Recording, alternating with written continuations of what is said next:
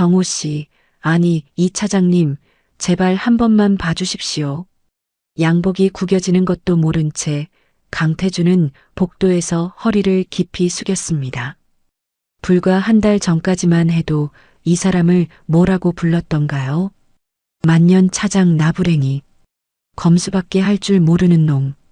아내 앞에서까지 대놓고 무시했던 사람에게 지금 두 손을 비비며 사정하고 있었습니다.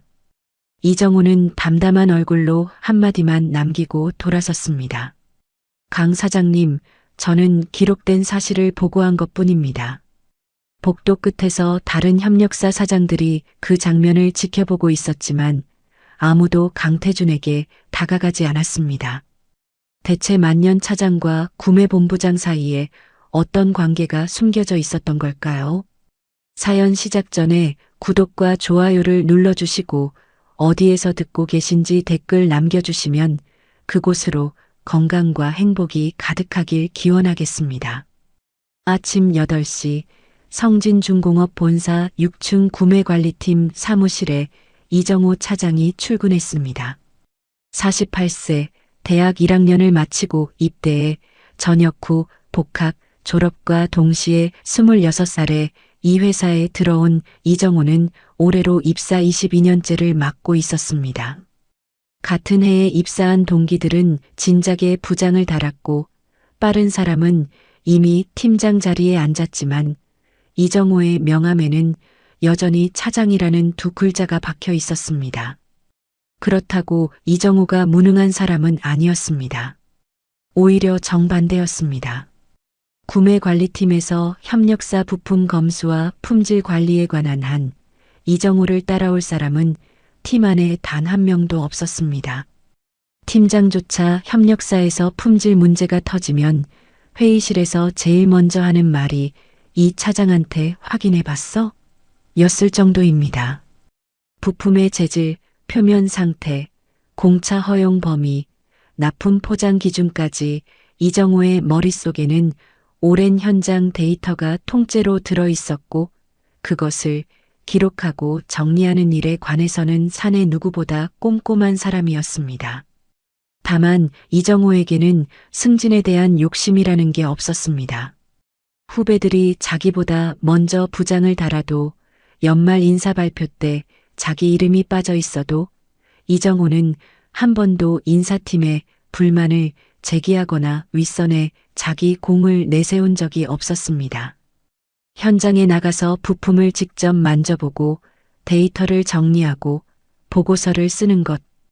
그게 자기 일의 전부라고 여기는 사람이었습니다. 회식 자리에서 팀원들이 이 차장님은 욕심이 없으셔서 좋겠다라고 농담을 던져도 이정호는 그저 조용히 웃기만 할 뿐이었습니다.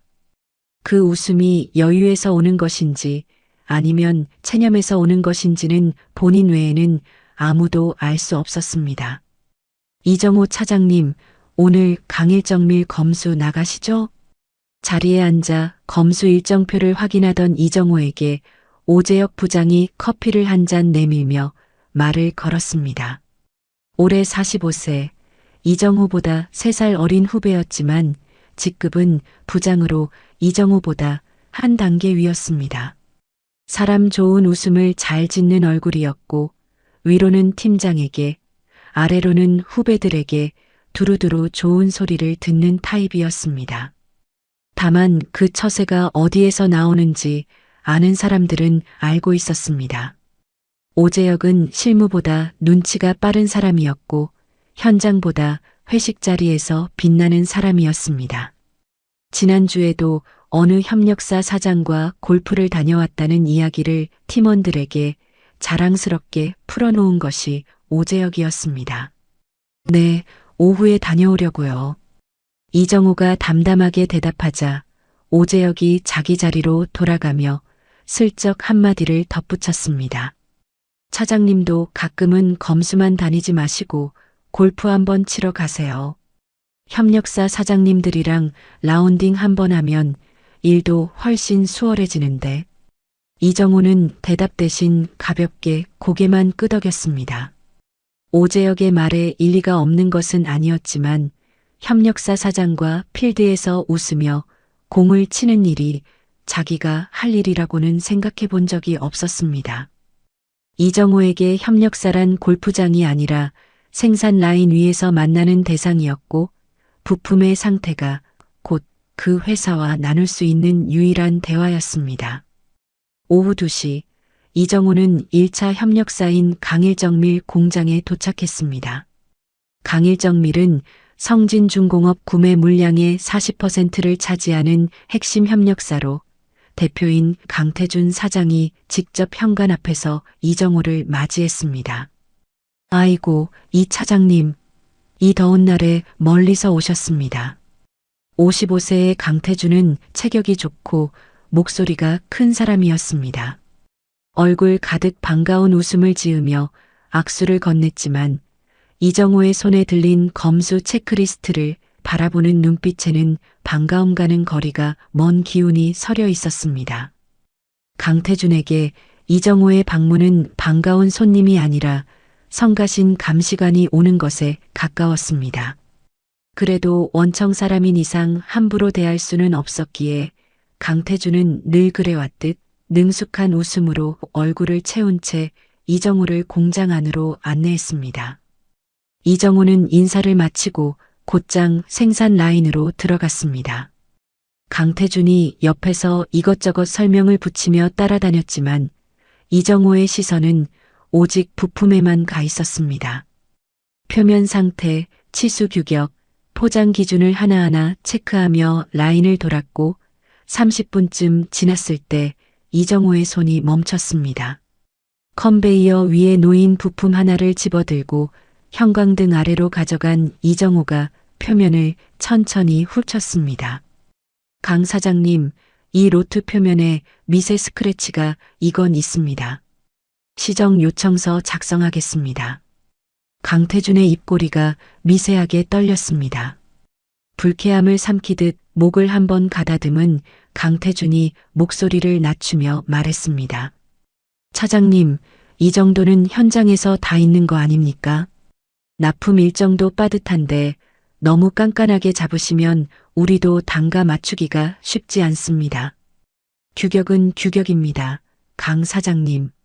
시정 요청서는 내일까지 회신 부탁드립니다. 이정호는 담담한 목소리로 말을 마치고 체크리스트에 메모를 적었습니다. 더 이상 덧붙이는 말도 표정의 변화도 없었습니다. 강태준은 시정 요청서를 받아들며 입안에서 무언가를 삼켰지만 이정호가 있는 자리에서는 끝내 아무 말도 하지 못했습니다.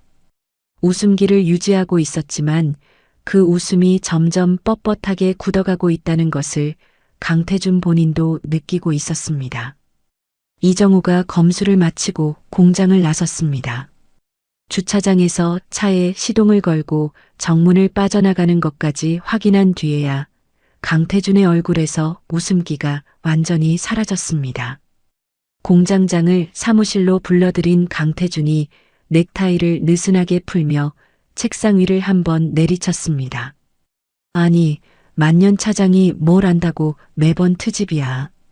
위로는 다 부장인데 혼자 차장 달고 앉아서 할 수 있는 게 검수밖에 없으니까 거기서 힘을 쓰는 거 아니야? 공장장이 조심스럽게 고개를 끄덕이며 입을 열었습니다. 사장님, 그래도 원청 사람인데 좀 맞춰드려야. 맞춰주고 있으니까 이 꼴이지. 맞춰줄 만큼 맞춰줬는데 매번 올 때마다 트집을 잡으니 일을 하겠어.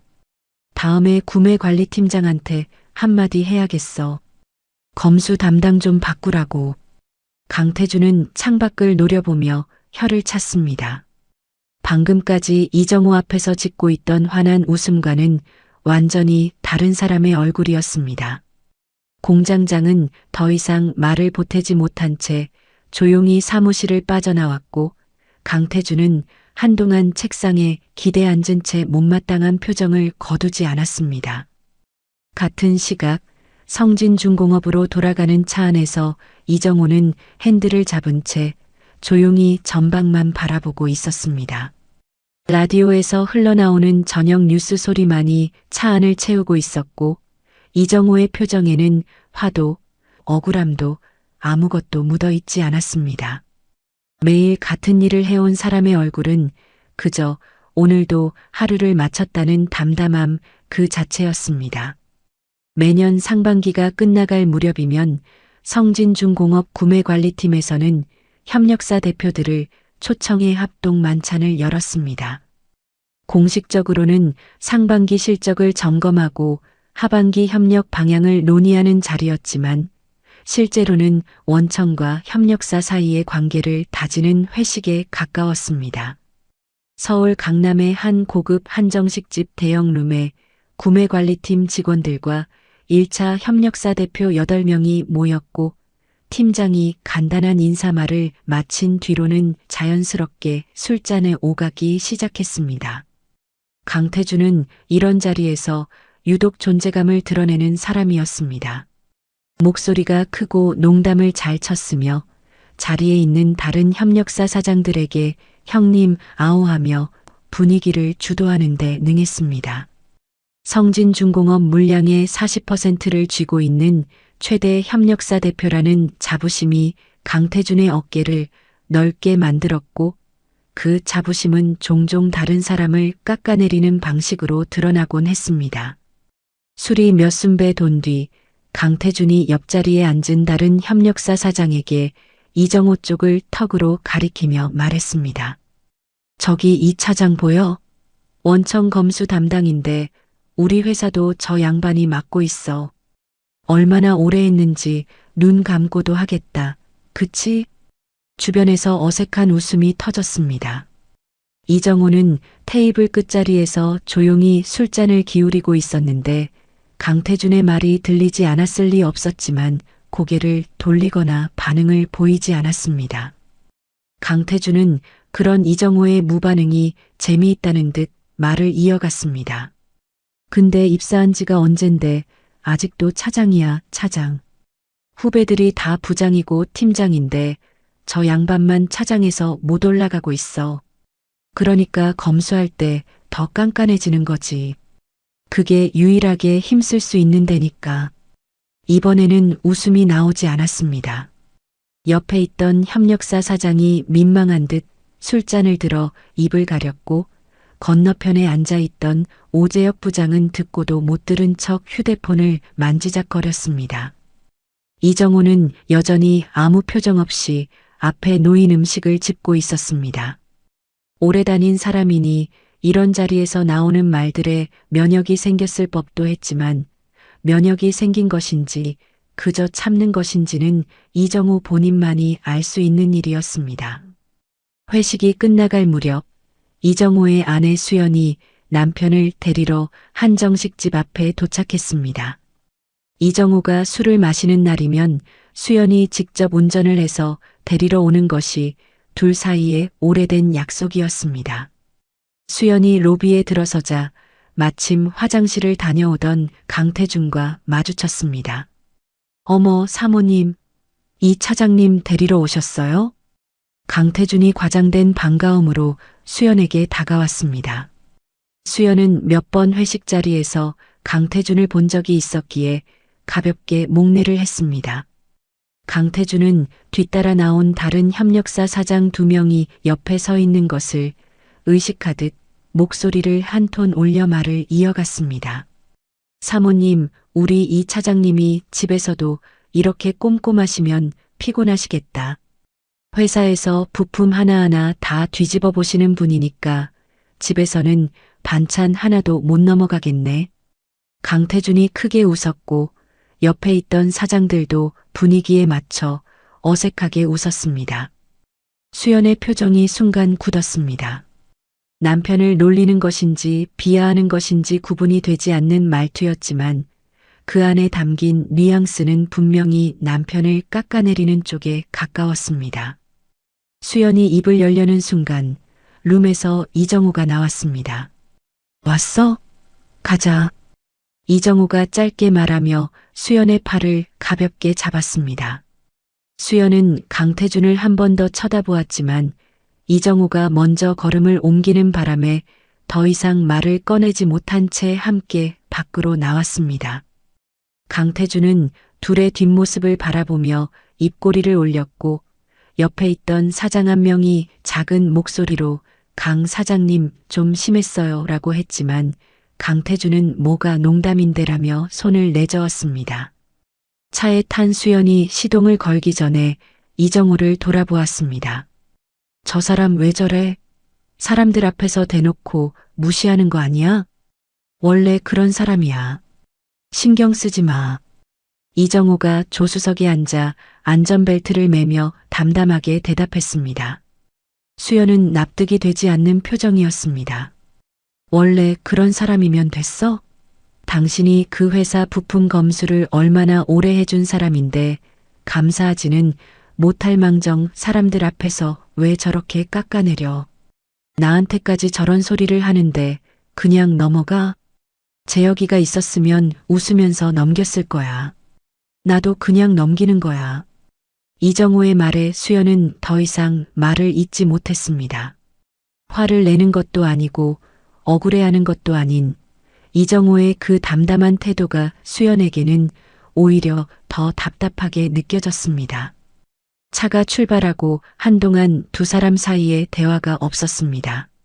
수연은 운전대를 잡은 채 한숨을 한번 삼켰고 이정호는 창밖으로 흘러가는 가로등 불빛을 물끄러미 바라보고 있었습니다.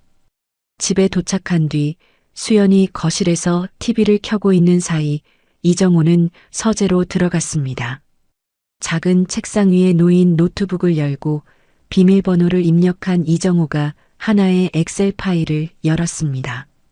파일 이름은 협력사 관리 기록이었고 그 안에는 날짜별로 빼곡하게 정리된 데이터가 들어 있었습니다. 이정호는 오늘 날짜를 입력하고 강일정밀 항목 아래에 무언가를 적기 시작했습니다.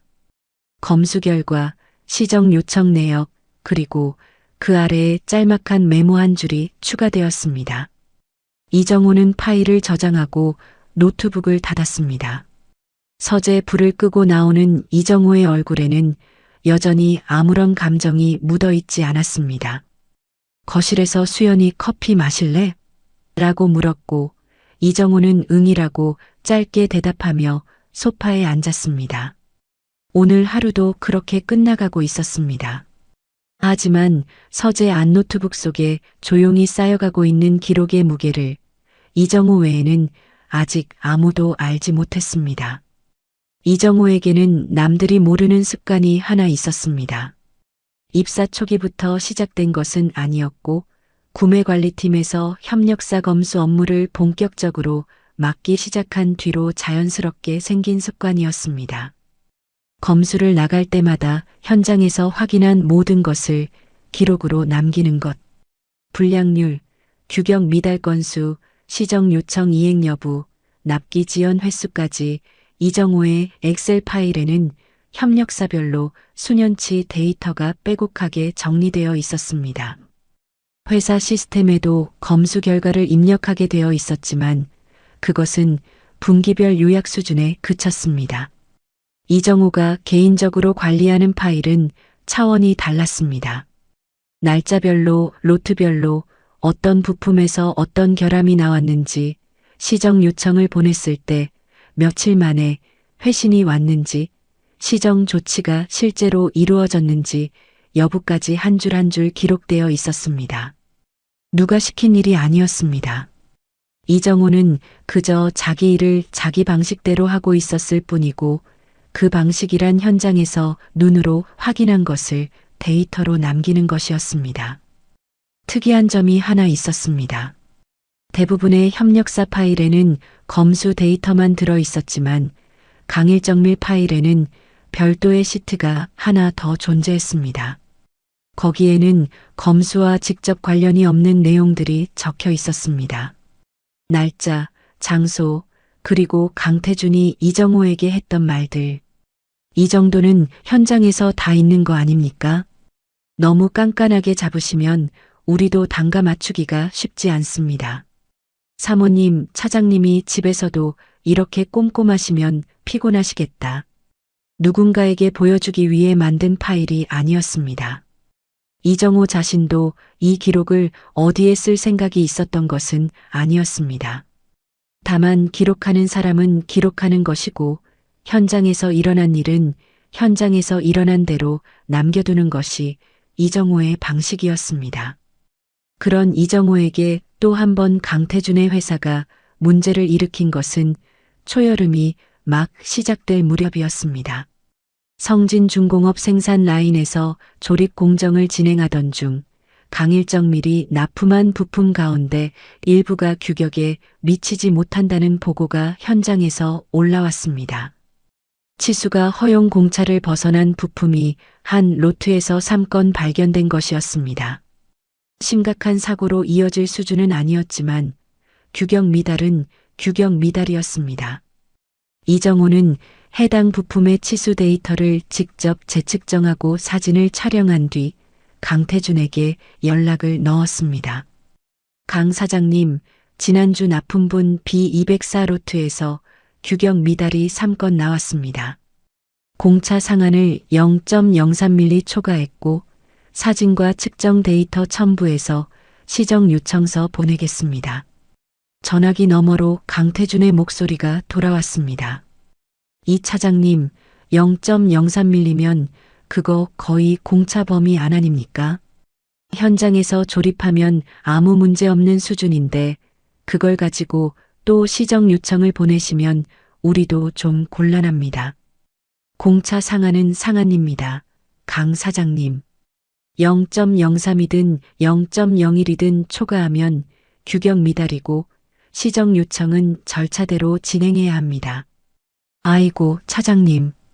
우리가 성진 납품을 얼마나 오래 했는데 이 정도 가지고 매번 서류를 만드시면 서로 피곤하지 않습니까? 한 번만 유하게 넘어가시면 안 되겠습니까? 이정호는 잠시 말이 없었습니다.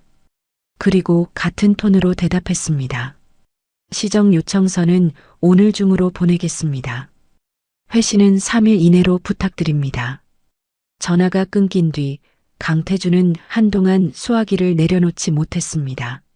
얼굴이 붉어진 채 사무실 의자에 기대 앉은 강태준의 머릿속에는 분노와 함께 하나의 생각이 떠올랐습니다. 이정호를 직접 상대하는 것은 벽에 대고 말하는 것과 다를 바가 없었습니다. 이정호는 화를 내지도 타협을 하지도 않는 사람이었습니다.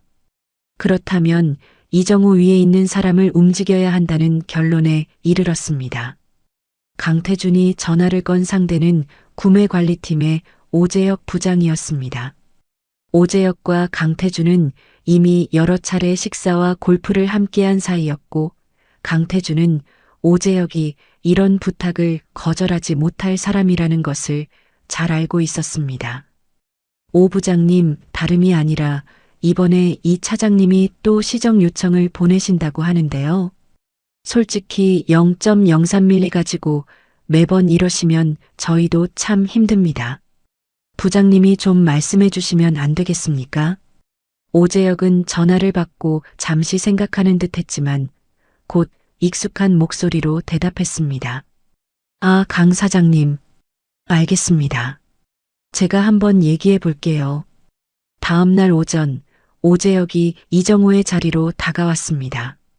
주변에 다른 팀원들이 있었지만 오재혁은 개의치 않는 듯 이정호의 책상 옆에 서서 말을 꺼냈습니다. 이정호 차장님, 강일정밀 시정 요청건 말인데요.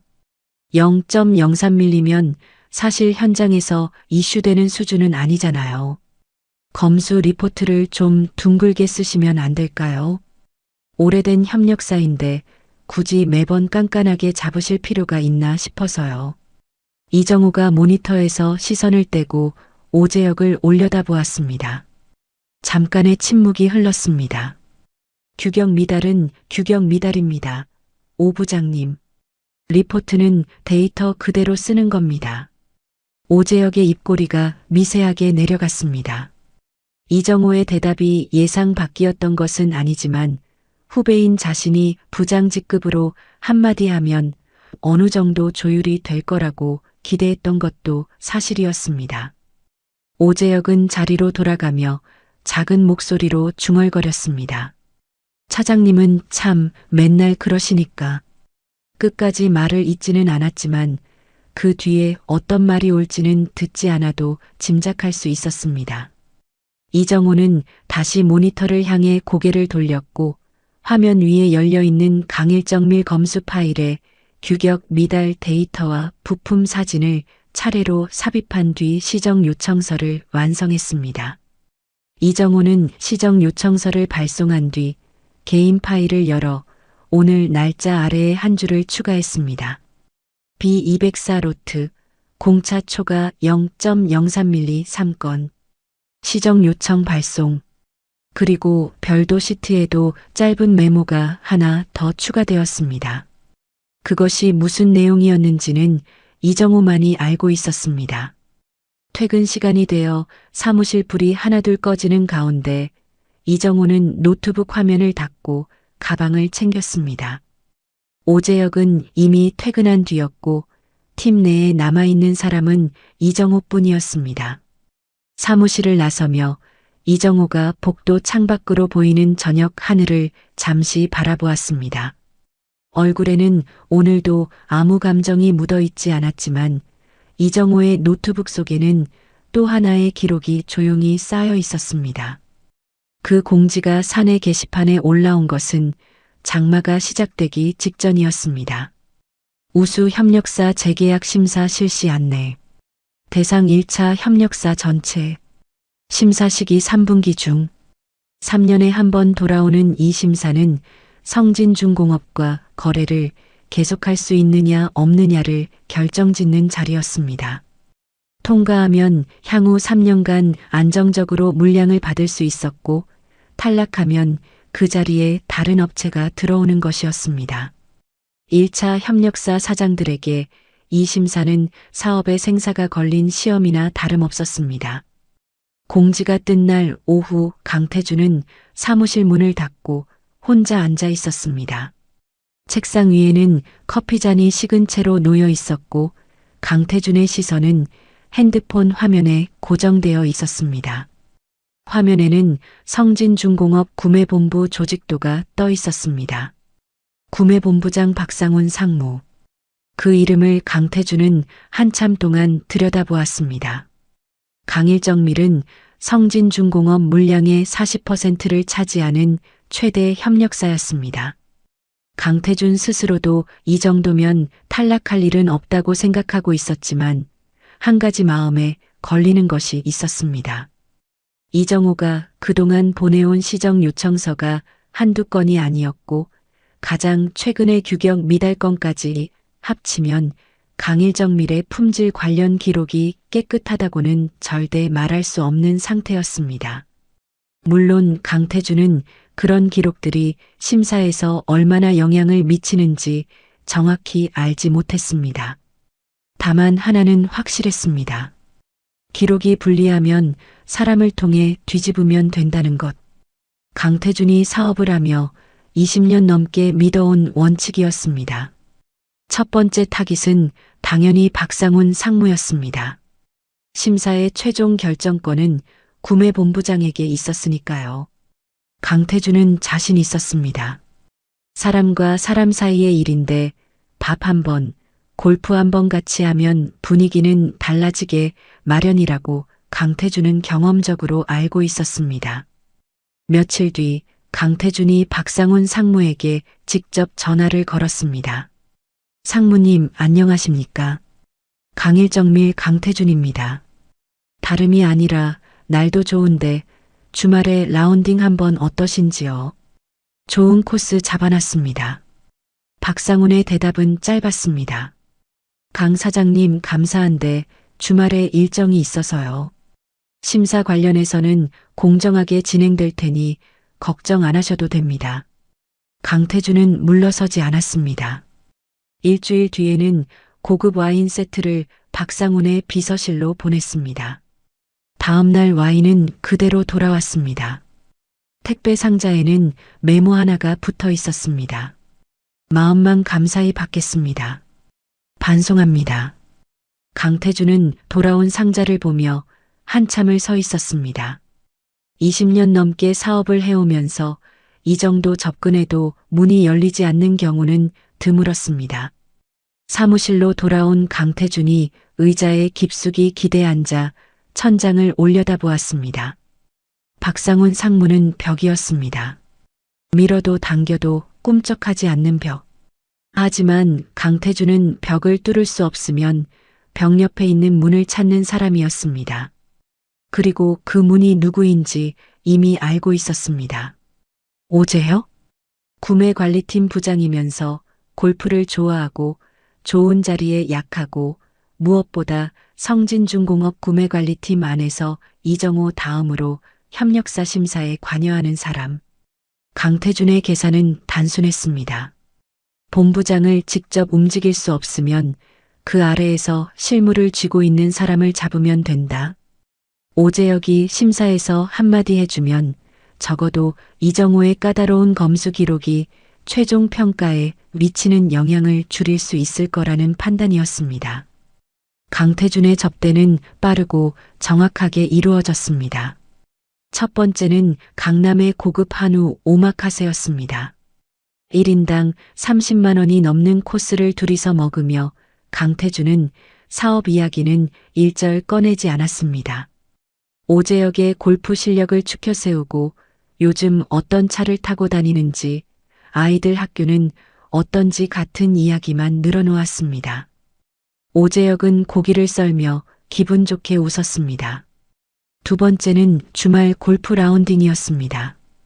용인의 멤버십 코스를 잡은 강태준이 오재혁을 태우고 갔고 18호를 도는 내내 강태준은 오재혁의 모든 샷에 감탄사를 아끼지 않았습니다. 라운딩이 끝난 뒤 클럽하우스에서 식사를 하며 강태준이 슬쩍 본론을 꺼냈습니다. 오 부장님, 사실 이번 심사가 좀 걱정이 됩니다. 저희가 성진하고 오래 거래한 건 맞는데 솔직히 이 차장님이 검수 리포트를 너무 빡빡하게 쓰시잖아요. 그게 심사에서 불리하게 작용하면 어쩌나 싶어서요. 오재혁은 물수건으로 얼굴을 닦으며 고개를 끄덕였습니다. 강 사장님, 걱정 마세요. 심사가 검수 리포트 하나로 결정되는 건 아니니까요. 종합적으로 보는 겁니다. 그래도 부장님이 좀 봐주시면 제 마음이 놓이겠습니다. 아시잖아요. 저희가 성진 없으면 회사 문 닫아야 하는 처지인데. 강태준이 테이블 위에 봉투 하나를 슬며시 밀어놓았습니다. 상품권이었습니다. 오재혁은 잠깐 봉투를 내려다보았습니다. 주저하는 기색이 없었다고 하면 거짓말이었지만 그 주저의 시간은 극히 짧았습니다. 오재혁이 봉투를 자연스럽게 골프백 주머니에 넣으며 입을 열었습니다. 강 사장님, 너무 걱정하지 마세요. 제가 알아서 하겠습니다. 강태준의 얼굴에 안도와 함께 넉넉한 웃음이 번졌습니다. 문이 열린 것이었습니다. 적어도 강태준은 그렇게 믿었습니다. 한편 성진중공업 사무실에서 이정호는 심사 시즌이 다가오자 자리에 앉아 그동안 축적한 협력사 데이터를 정리하기 시작했습니다. 화면에 열려 있는 것은 강일정밀의 파일이었고 불량률 추이 그래프, 시정 요청 이행률, 납기 준수율, 최근 규격 미달건의 상세 내역까지 한 장 한 장 슬라이드로 정리되고 있었습니다. 이정호는 아무에게도 말하지 않았고 누가 시킨 것도 아니었습니다. 심사 때가 오면 데이터를 정리하는 것은 이정호에게는 숨 쉬는 것만큼이나 자연스러운 일이었습니다. 같은 시각 강태준은 공장 사무실에서 흡족한 표정으로 전화를 하고 있었습니다. 아, 공장장. 심사 걱정 안 해도 될 것 같아. 위에 줄을 좀 댔거든. 이번에는 이 차장 아무리 깐깐하게 굴어도 소용없을 거야. 공장장이 조심스럽게 물었습니다. 그래도 사장님, 심사 준비는 좀 해야 하지 않겠습니까? 서류라도. 서류? 서류가 무슨 소용이야. 심사라는 게 결국 사람이 하는 건데. 사람만 잡으면 돼. 강태준은 자신의 판단에 한치의 의심도 없는 목소리로 말을 마치고 전화를 끊었습니다. 박상훈 상무는 못 잡았지만 실무를 쥐고 있는 오재혁 부장을 잡았으니 충분하다고 강태준은 믿고 있었습니다. 그리고 이정호는 어차피 만년 차장일 뿐이니 심사에서 무슨 힘을 쓸 수 있겠느냐는 것이 강태준의 계산이었습니다. 그 계산이 얼마나 크게 빗나가게 될지 강태준은 아직 알지 못했습니다. 구매본부장 박상훈 상무는 성진중공업에서도 독특한 존재였습니다. 51세, 임원 중에서는 비교적 젊은 축에 속했지만 사내에서 박상훈에 대해 가벼운 말을 하는 사람은 없었습니다. 말수가 적고 표정 변화가 거의 없었으며 회의 시간에 한 번 입을 열면 군더더기 없이 핵심만 짚고 넘어가는 스타일이었습니다.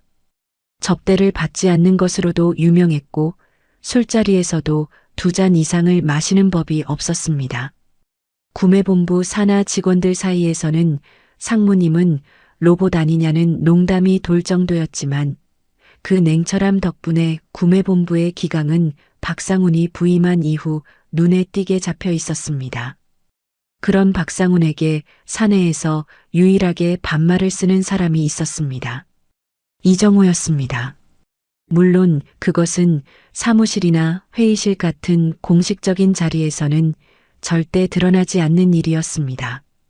이정호는 회사 안에서 박상훈을 마주치면 상무님이라고 불렀고 박상훈 역시 이 차장이라고 불렀습니다. 둘 사이에 무언가가 있다고 눈치챈 사람은 사내에 단 한 명도 없었습니다. 두 사람의 인연은 군대에서 시작되었습니다. 박상훈이 대학을 졸업하고 늦깎이로 입대했을 때 같은 소대에 배정된 동기가 이정호였습니다. 이정호는 대학 1학년을 마치고 휴학한 뒤 입대한 상태였고 3살 차이가 났지만 같은 날 입소한 동기였습니다. 군대라는 특수한 공간에서 나이 차이는 의미가 없었습니다.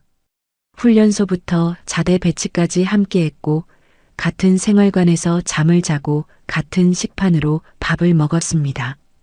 박상훈은 머리가 빠르고 상황 판단이 정확한 사람이었고 이정호는 말이 적지만 맡은 일에서 빈틈이 없는 사람이었습니다. 둘은 성격이 달랐지만 묘하게 잘 맞았고 생활관에서 소등 뒤에 나누는 잡담 상대도 대부분 서로였습니다. 사건은 복무 말기에 터졌습니다. 박상훈이 야간 당직 근무를 서던 날 중대 탄약고 관리 시스템에 이상이 생겼습니다.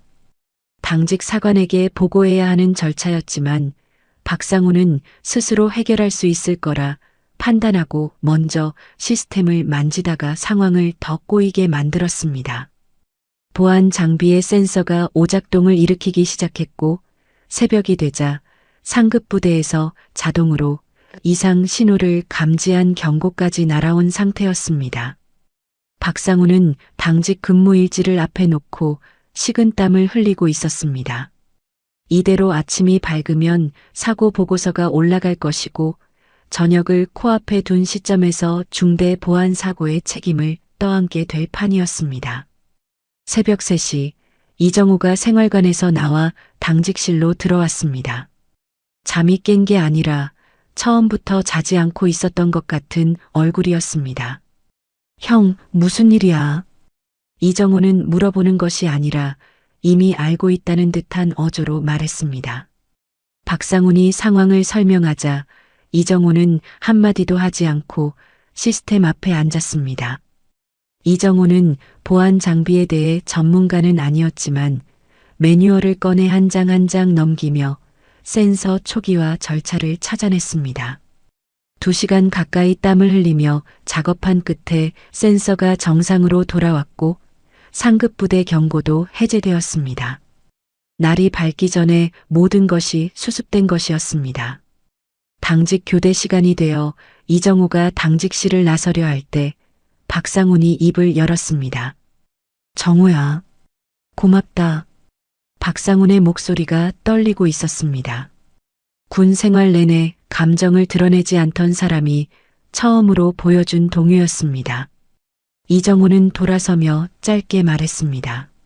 뭘? 동기잖아. 이정호는 그날 일에 대해 다시는 꺼내지 않았습니다. 전역할 때도 전역 후에도 박상훈이 그때 내 덕에 군 생활 무사히 마친 거다라고 말할 때마다 이정호는 무슨 그런 걸 가지고 그래라며 화제를 돌렸습니다.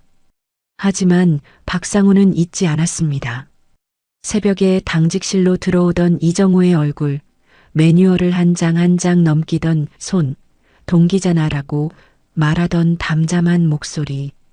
그 기억은 박상훈의 안에 빛처럼 남아 있었습니다. 전역 후 박상훈은 대기업 공채에 합격해 성진중공업에 들어갔습니다. 머리가 빠르고 판단력이 좋았던 박상훈은 승진도 빨랐고 입사 10년 만에 팀장을 달았습니다. 한편 이정호는 복학해서 대학을 졸업한 뒤 취업 준비 중이었습니다. 두 사람이 연락을 자주 하는 사이는 아니었지만 명절 때마다 짧은 안부 문자를 주고받는 정도의 끈은 이어지고 있었습니다. 성진중공업 구매관리팀에서 신입 공채를 뽑던 해 박상훈이 이정호에게 전화를 걸었습니다. 정호야, 우리 회사 구매관리팀에서 사람을 뽑는다. 꼼꼼하고 성실한 사람을 원하는데 너만한 놈이 없어. 한번 넣어봐. 이정호는 잠시 생각하더니 대답했습니다. 형이 거기 있는데 내가 들어가면 좀 그렇지 않아? 뭐가 그래? 실력으로 들어오는 건데. 서류 넣어. 나머지는 내 실력이 알아서 할 거야. 이정호는 서류를 넣었고 필기와 면접을 거쳐 합격했습니다. 박상훈이 뒤에서 손을 쓴 것은 아니었습니다. 면접에서 보여준 꼼꼼함과 성실한 태도가 이정호를 합격시킨 것이었고 박상훈은 단지 기회가 있다는 것을 알려줬을 뿐이었습니다. 입사 후 이정호의 태도는 박상훈의 예상대로였습니다. 회사 안에서 박상훈에게 아는 척을 하지 않았고 밥을 같이 먹자는 제안도 거의 하지 않았습니다. 회의에서 마주쳐도 상무님이라고 부르며 다른 직원들과 똑같이 예를 갖췄습니다. 박상훈이 승진을 거듭해 상무 자리에 올라가는 동안 이정호는 차장에서 멈춰 있었지만 이정호가 그것에 대해 박상훈에게 한 번이라도 말을 꺼낸 적은 없었습니다. 불만도 부탁도 기대도 없었습니다. 이정호는 그저 자기 자리에서 자기 일을 했을 뿐이었습니다.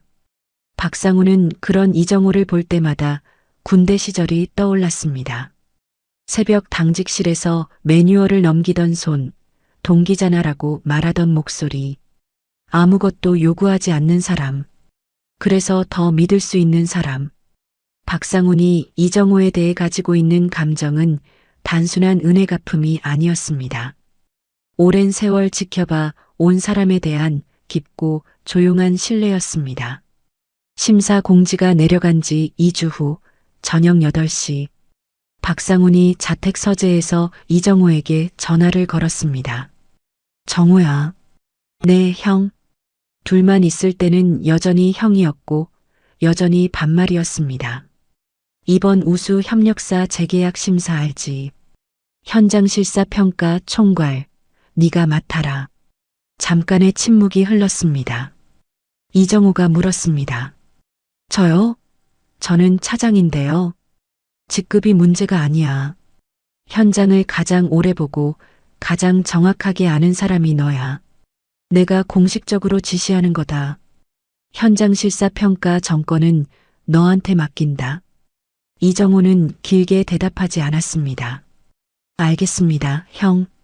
전화가 끊긴 뒤 박상훈은 잠시 핸드폰을 내려다보았습니다. 이정호에게 이 역할을 맡기면 사내에서 말이 나올 수도 있었습니다. 차장이 심사 총괄이라는 것은 파격이었고 왜 하필 이정호인지 궁금해하는 사람도 있을 것이었습니다. 하지만 박상훈은 한치도 흔들리지 않았습니다. 이 심사에서 가장 중요한 것은 정확한 현장 데이터였고 그 데이터를 가장 정확하게 가지고 있는 사람은 이정호 한 명뿐이었습니다. 사적인 감정으로 내린 결정이 아니었습니다. 다만 사적인 신뢰가 그 결정을 더 단단하게 만들어준 것은 사실이었습니다. 같은 시각 강태준은 공장 사무실에서 오재혁과 통화를 하고 있었습니다. 오 부장님, 심사 준비 잘 되고 있는 거지요? 그럼요, 강 사장님. 걱정 마시라니까요. 제가 안에서 잘 봐드리겠습니다. 강태준은 흡족한 표정으로 전화를 끊었습니다. 오재혁이라는 문을 열어놓았으니 만년 차장 이정호가 아무리 깐깐한 리포트를 써봤자 심사 결과에는 큰 영향이 없을 거라고 강태준은 확신하고 있었습니다. 오늘 밤 강태준은 오랜만에 편안한 얼굴로 잠자리에 들었습니다. 하지만 강태준이 잡았다고 믿은 문은 문이 아니었습니다. 그리고 이정호라는 사람의 무게를 강태준은 아직 한 번도 제대로 가늠해 본 적이 없었습니다. 심사 당일 아침 강태준은 평소보다 1시간 일찍 일어났습니다. 옷장에서 가장 좋은 양복을 꺼내 다리미로 한 번 더 눌렀고 넥타이는 진한 남색으로 골랐습니다. 거울 앞에 선 강태준의 표정에는 긴장보다 자신감이 더 많이 묻어 있었습니다. 물론 떨리지 않는 것은 아니었습니다. 3년에 한 번 오는 심사이고 성진중공업 물량이 곧 강일정밀의 생명줄이었으니까요. 하지만 강태준에게는 오재혁이라는 카드가 있었습니다. 실무를 쥐고 있는 부장이 내 편이라는 사실만으로도 강태준의 발걸음은 가벼웠습니다. 오전 10시 성진중공업 본사 15층 대회의실, 심사장 입구에 도착한 강태준은 양복 단추를 한번 여미고 문을 밀었습니다. 회의실 안에는 이미 다른 협력사 대표들이 자리에 앉아 있었고 정면 테이블에는 심사위원석이 마련되어 있었습니다. 강태준은 능숙하게 주변을 둘러보며 아는 얼굴들에게 목례를 보냈고 심사위원석 쪽으로 시선을 옮겼습니다. 구매본부장 박상훈 상무가 중앙에 앉아 서류를 넘기고 있었고 그 옆에는 구매관리팀장과 품질관리팀 관계자가 자리하고 있었습니다. 강태준은 박상훈 상무에게 다가가 허리를 숙이며 인사했습니다. 상무님 안녕하십니까? 강일정밀 강태준입니다. 오늘 잘 부탁드리겠습니다. 박상훈은 가볍게 고개를 끄덕이며 앉으시죠라고만 했습니다. 강태준은 자기 자리로 돌아가 앉으며 슬쩍 회의실 안을 한 번 더 훑었습니다. 오재혁 부장이 심사위원석 끝자리에 앉아 있는 것이 보였습니다. 강태준과 오재혁의 눈이 잠깐 마주쳤고 오재혁이 아주 미세하게 고개를 끄덕여 보였습니다. 강태준은 그 작은 신호 하나에 어깨가 조금 더 펴지는 것을 느꼈습니다. 10시 정각 박상훈 상무가 자리에서 일어났습니다. 회의실이 조용해졌고 모든 시선이 박상훈에게 집중되었습니다. 오늘 우수 협력사 재계약 심사를 시작하겠습니다. 심사 절차에 대해 간략히 말씀드리겠습니다. 박상훈은 심사 일정과 평가 항목을 설명한 뒤 서류 한 장을 들어 읽었습니다. 이번 심사에서 현장 실사 평가는 구매관리팀 이정호 차장이 총괄합니다. 현장 실사 평가 정권은 이 차장에게 위임하였으며 해당 평가 결과는 최종 심사 점수에 그대로 반영됩니다. 회의실 안에 잠깐의 정적이 흘렀습니다. 몇몇 협력사 대표들이 서로 얼굴을 쳐다보았고 심사위원석에 앉아있던 오재혁의 표정이 굳어졌습니다. 차장이 심사 총괄이라는 것도 의외였지만 그보다 오재혁을 당황하게 만든 것은 자신이 아닌 이정호에게 정권이 주어졌다는 사실이었습니다. 강태준에게 제가 알아서 하겠습니다라고 큰 소리를 쳤던 자신이 실은 아무런 권한도 쥐고 있지 않았다는 것이 이 한마디로 드러나 버린 것이었습니다. 강태준의 반응은 더 극적이었습니다. 양복 주머니에 넣어두었던 손이 무의식적으로 움켜쥐어졌고 목이 뻣뻣하게 굳었습니다. 이정호. 만년 차장 이정호가 자기 회사의 운명을 쥐고 앉아 있다는 사실이 강태준의 머릿속에서 곧바로 받아들여지지 않았습니다. 검수나 하러 다니던 차장이 심사 정권을 가진 평가 총괄이라니. 강태준은 자기도 모르게 이를 악물었습니다. 잠시 뒤 심사위원석 한쪽 문이 열리고 이정호가 들어왔습니다. 평소와 다를 것 없는 차분한 얼굴이었습니다. 양복도 특별히 빳빳한 것이 아니었고 손에 들고 있는 것은 노트북 한 대와 서류 파일 하나뿐이었습니다. 이정호는 심사위원석 정면에 앉으며 노트북을 열었고 회의실 안에 누구와도 눈을 마주치지 않은 채 화면을 확인했습니다. 강태준은 그 모습을 노려보듯 바라보고 있었습니다. 첫 번째 쉬는 시간이 주어졌을 때 강태준이 자리에서 벌떡 일어나 복도로 나갔습니다. 박상훈 상무가 커피를 들고 복도에 서 있는 것이 보였습니다. 강태준은 빠른 걸음으로 다가가 목소리를 최대한 낮추며 말했습니다. 상무님, 잠깐 말씀 좀 드려도 되겠습니까? 네, 말씀하세요. 다름이 아니라 이정호 차장이 저희 회사 검수를 오랫동안 담당해 왔는데요. 솔직히 말씀드리면 저희 회사에 대해 개인적인 감정이 좀 있는 것 같습니다. 이런 상황에서 평가 총괄을 맡기시면 공정성에 문제가 있지 않겠습니까? 다른 분으로 교체해 주시면 안 되겠습니까?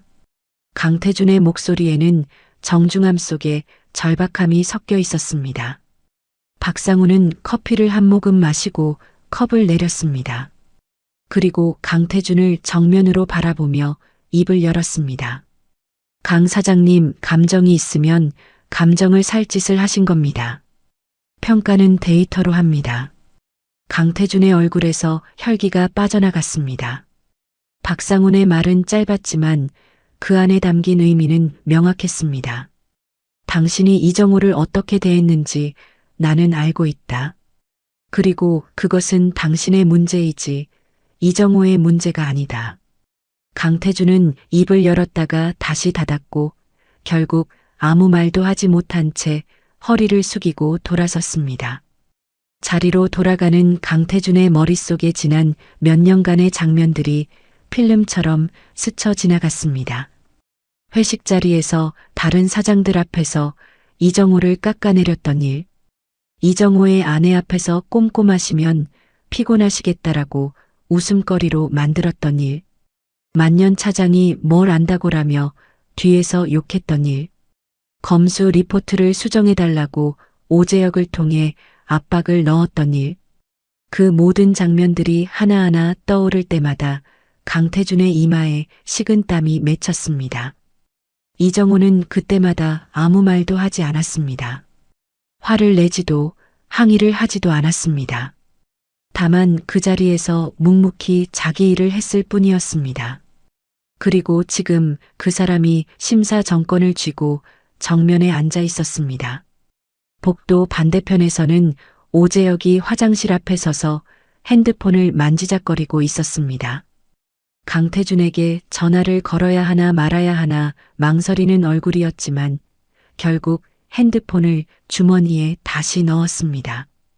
오재혁의 머릿속에는 강태준에게 받았던 봉투가 떠올랐고 제가 알아서 하겠습니다라고 큰 소리쳤던 자신의 목소리가 귓가에 맴돌고 있었습니다. 하지만 지금 이 상황에서 오재혁이 할 수 있는 일은 아무것도 없었습니다. 평가 정권은 이정호에게 있었고 오재혁은 심사위원석 끝자리에 앉아 있는 들러리에 불과했습니다. 쉬는 시간이 끝나고 심사위원들이 다시 자리에 앉았습니다. 이정호가 노트북 화면을 프로젝터에 연결하며 담담한 목소리로 말했습니다. 지금부터 현장 실사 평가를 시작하겠습니다. 첫 번째 대상은 강일정밀입니다. 강태준은 의자에 등을 바짝 붙인 채 두 손을 무릎 위에 올려놓았습니다.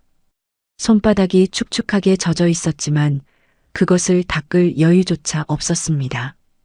이정호의 시선은 노트북 화면에 고정되어 있었고 그 담담한 얼굴에는 감정이라고 부를 수 있는 것이 단 한 조각도 보이지 않았습니다. 프로젝터 화면이 켜졌습니다. 흰 배경 위에 강일정밀 현장실사 평가라는 제목이 떠올랐고 그 아래에는 평가 항목별 데이터가 정리되어 있었습니다. 이정호는 리모컨을 들고 첫 번째 슬라이드를 넘기며 입을 열었습니다. 강일정밀의 최근 3년간 납품 품질 데이터입니다. 불량률 추이부터 보겠습니다. 이정호의 목소리에는 힘이 들어가 있지 않았습니다. 발표를 한다기보다는 보고를 한다는 쪽에 가까운 톤이었고 감정은 어디에도 묻어 있지 않았습니다. 화면에 꺾은 선 그래프가 나타났습니다. 3년 전에는 0.8%였던 불량률이 2년 전 1.2%, 지난해 1.7%로 꾸준히 상승하고 있었고 올해 상반기는 5.3%를 찍고 있었습니다. 업계 평균이 0.5% 이하라는 기준선이 그래프 아래에 점선으로 표시되어 있었습니다. 심사위원석에 앉아있던 품질관리팀 관계자가 안경을 고쳤으며 그래프를 들여다보았습니다. 강태준은 그래프의 상승 곡선을 바라보며 입술을 깨물었지만 아직은 참을 수 있는 범위라고 스스로를 다독이고 있었습니다. 불량률이 높다고 해서 바로 탈락하는 것은 아닐 거라는 계산이었습니다. 이정호가 다음 슬라이드를 넘겼습니다. 화면에 뜬 것은 시정 요청 이행률 표였습니다. 이정호가 발송한 시정 요청 건수 총 14건. 그중 기한 내 회신이 온 것은 5건. 시정 조치가 실제로 완료된 것은 3건. 나머지 11건은 미회신이거나 구두로 처리하겠다는 답변만 있었을 뿐 실질적인 개선이 확인되지 않은 건이었습니다. 이정호는 각 건의 날짜, 시정 요청 내용, 강일정밀 측 회신 내용, 이행 결과를 하나하나 읽어나갔습니다. 회의실 안에 술렁임이 일기 시작했습니다. 다른 협력사 대표들이 강태준 쪽을 힐끗거렸고 심사위원석에서도 서류를 넘기는 손이 빨라졌습니다. 강태준의 얼굴이 점점 어두워지고 있었지만 이정호는 그쪽을 한 번도 쳐다보지 않았습니다. 시선은 오직 화면과 자료에만 머물러 있었습니다. 세 번째 슬라이드는 납기 준수율이었습니다. 3년간 총 납품 127건 중 납기를 지키지 못한 건이 19건. 비율로 따지면 85%의 준수율이었고 성진중공업의 기준선인 95%에 한참 미치지 못하는 수치였습니다. 이정호가 데이터를 읽는 동안 강태준의 목에 힘이 들어갔고 결국 참지 못하고 손을 들었습니다. 잠깐만요, 이 차장님. 납기 지연건에 대해서는 설명할 것이 있습니다. 저희도 원자재 수급 문제가 있었고 그 부분은 구매관리팀에도 사전에 알린 바가 있습니다. 이정호가 잠시 멈추었습니다. 그리고 슬라이드를 한 장 넘기자 화면에 강태준이 보냈다는 사전 통보 내역이 나타났습니다. 19건의 납기 지연 중 사전 통보가 있었던 것은 단 4건이었고 나머지 15건은 아무런 사전 연락 없이 납기일을 넘긴 것이었습니다. 강 사장님 말씀하신 사전 통보 건은 사건입니다. 나머지 15건에 대해서는 기록에 사전 연락 내역이 없습니다. 강태준의 입이 열렸다가 다시 닫혔습니다. 더 이상 말을 이을 근거가 없었습니다. 회의실 안의 시선이 강태준에게 집중되었고 강태준은 고개를 살짝 숙인 채 손을 내렸습니다.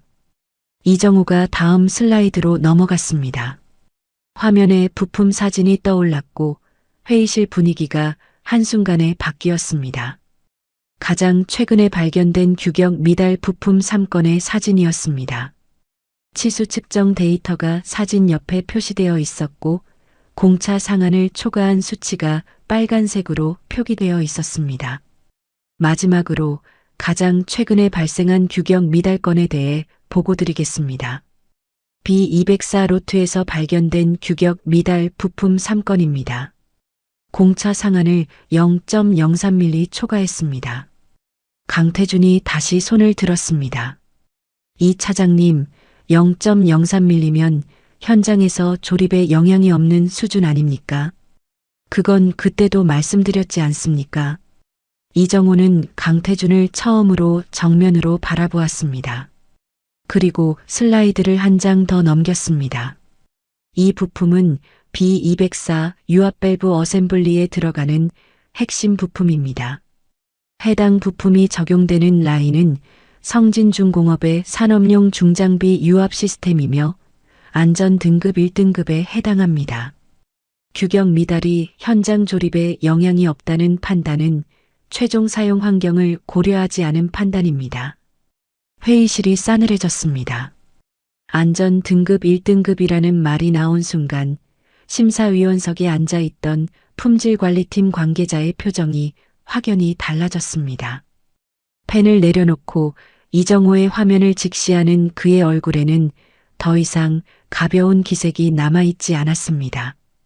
강태준은 아무 말도 하지 못했습니다. 자기가 0.03mm 가지고 뭘 그러냐며 대수롭지 않게 넘기려 했던 부품이 안전 핵심 부품이었다는 사실을 강태준은 이 자리에서 처음 알았는지 아니면 알고도 모른 척했던 것인지 어느 쪽이든 변명이 되지 않는 상황이었습니다.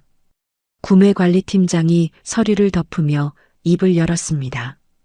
이 차장, 강일정 밀의 현장 실사 평가 종합 점수는 몇 점입니까? 42점입니다. 과락 기준은 60점입니다. 회의실에 다시 한번 정적이 흘렀습니다. 42점. 과락 기준에서 18점이나 모자란 점수였습니다. 품질관리팀 관계자가 안경 너머로 강태준을 한번 바라보더니 천천히 입을 열었습니다. 이 정도 수치면 재계약이 아니라 거래 중단을 검토해야 하는 것 아닙니까? 강태준의 얼굴이 사색이 되었습니다. 거래 중단이라는 단어가 귀에 박히는 순간 강태준의 시야가 흔들리는 것 같았습니다. 성진중공업 물량이 없으면 강일정밀은 버틸 수 없었습니다. 매출의 40%가 아니라 그 물량이 있어야 다른 거래처도 유지할 수 있는 구조였습니다. 이 심사에서 탈락하면 회사가 흔들리는 정도가 아니라 문을 닫아야 할 수도 있었습니다. 박상훈 상무가 마지막으로 정리했습니다. 현장 실사 평가 결과 강일정밀은 과락입니다. 재계약 심사 탈락으로 처리합니다. 이의가 있으시면 서면으로 제출해 주십시오. 강태준은 고개를 숙인 채 아무 말도 하지 못했습니다. 옆에 앉아있던 다른 협력사 대표 한 명이 민망한 듯 시선을 피했고 오재혁은 심사위원석 끝자리에서 서류를 만지작거리며 안절부절 못하는 기색이 역력했습니다. 자신이 강태준에게 접대를 받고 알아서 하겠다고 큰 소리쳤던 일이 이 자리에서 아무런 의미도 없는 허풍이 되어버린 것이었습니다.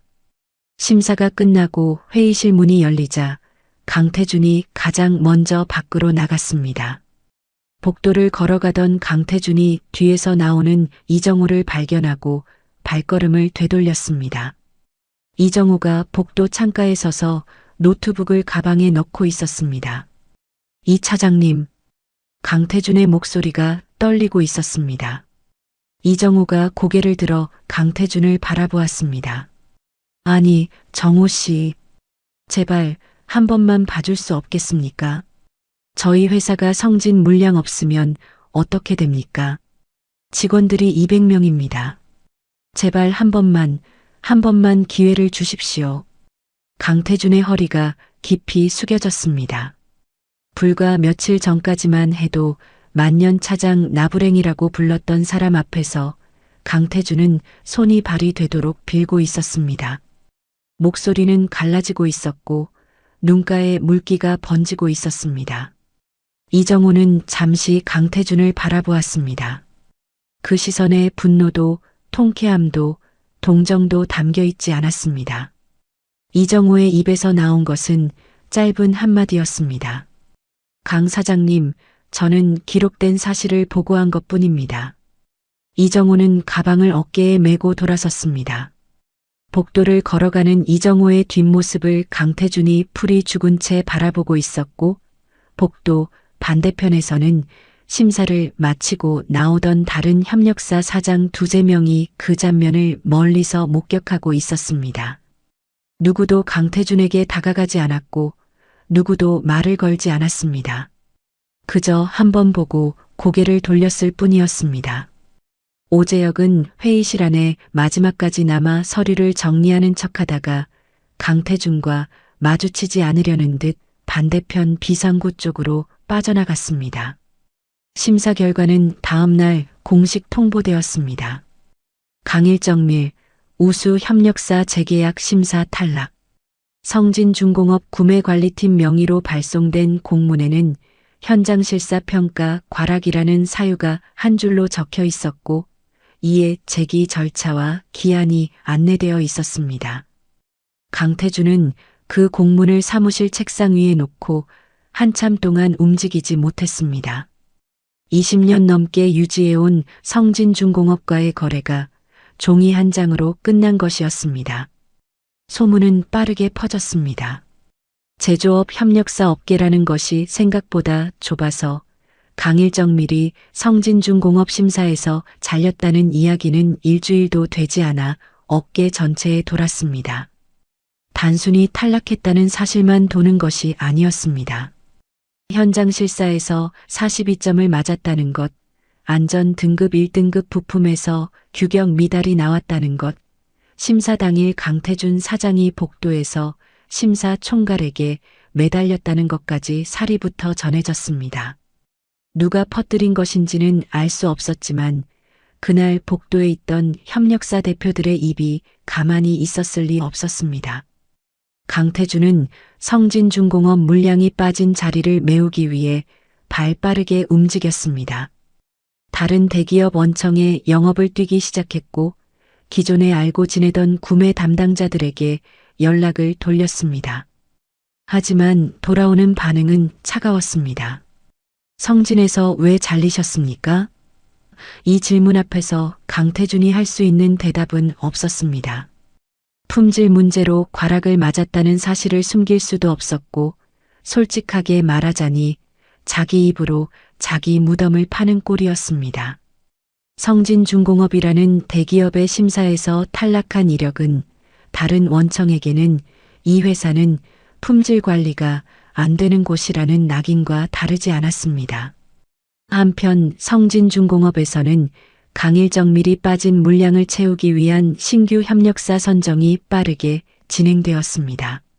새로 들어온 협력사는 경기도 안산에 있는 중견 정밀가공 업체였고, 대표인 윤 사장이 첫 미팅을 위해 성진중공업 본사를 방문했습니다.